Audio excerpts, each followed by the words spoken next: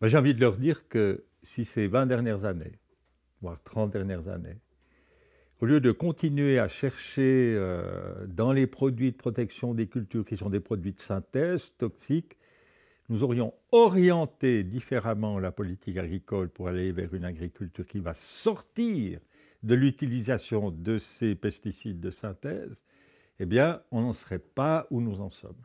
On n'en serait pas où nous en sommes. Et c'est un peu lointain, mais on peut le rappeler, à la sortie de la guerre, on était dans une situation de disette. En l'espace de 40 ans, on a passé de la disette à la gestion des excédents. Puis on n'a pas voulu voir le revers de la médaille. Avec la toxicité dans les sols, dans l'eau, dans les aliments, il y avait encore beaucoup de résidus toxiques dans l'alimentation quotidienne pour le peuple. Et comme nous sommes dans un pays qui abrite un certain nombre de firmes agrochimiques, l'autorité fédérale a fait un peu comme si ça pouvait aller. Certes, il y a eu quelques excès. Et puis, au début des années 90, on a mis en place les paiements directs, versés directement aux agriculteurs, pour autant qu'ils fournissent des prestations écologiques. Puis on a codifié tout ça, c'est très très bien fait, dans des lois, dans des ordonnances, ensuite dans des règlements précis. Mais cette politique-là n'empêchait pas de pouvoir utiliser les produits de synthèse à côté de bandes écologiques où on pouvait être encerclé, entre guillemets, par un réseau écologique, mais à l'intérieur, on pouvait continuer d'utiliser les pesticides, bien sûr ceux qui sont homologués.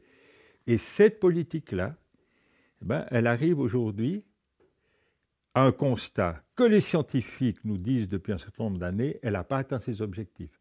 En matière de biodiversité, elle n'a pas atteint ses objectifs en matière de maintien des insectes, autant les insectes utiles, et bien sûr, il faut faire avec les insectes nuisibles. On a perdu aussi en biodiversité au niveau de l'utilisation des semences. On s'est spécialisé, on a rationalisé, on s'est fait avoir par des sélections de semences qui demandent des engrais et qui demandent des produits de protection, sans parler des organismes génétiquement modifiés, où là, alors, il n'y a plus rien à discuter, c'est comme ça, quoi. C'est un package, et puis on a le pesticide avec la semence, directement lié.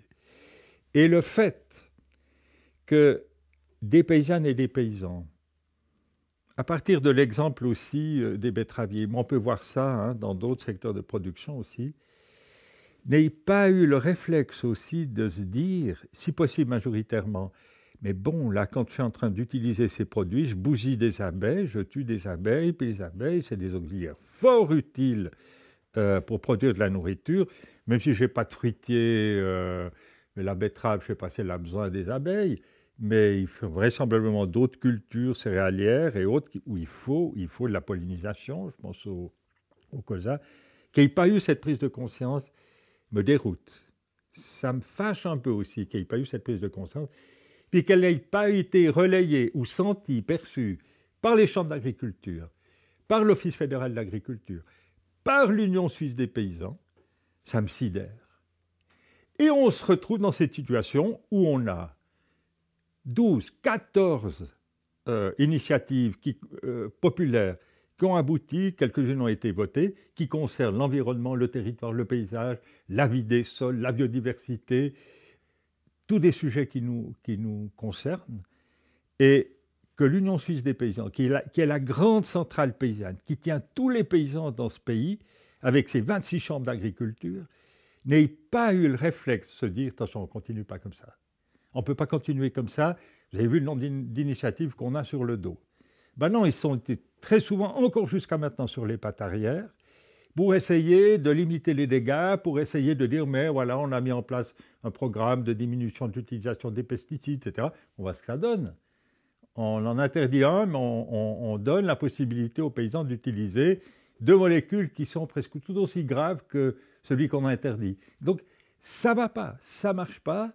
On est dans le mur et qu'il n'y ait pas eu le réflexe, qu'on n'ait pas encore aujourd'hui le réflexe, au moins de l'Union suisse des paysans et des chambres d'agriculture, disant, c'est vrai, il faut travailler différemment.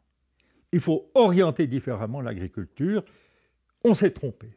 Et puis, on va sortir de l'utilisation des pesticides de synthèse. Des pesticides de synthèse. Et on démarre, on soutient l'initiative pour laquelle nous allons nous prononcer vraisemblablement dans le courant de l'année prochaine. Ce serait, pour les paysannes et les paysans, certes un peu de désarroi, parce que voilà, c'est un peu une zone de confort quand on utilise les pesticides, mais en même temps, ça donnerait une orientation.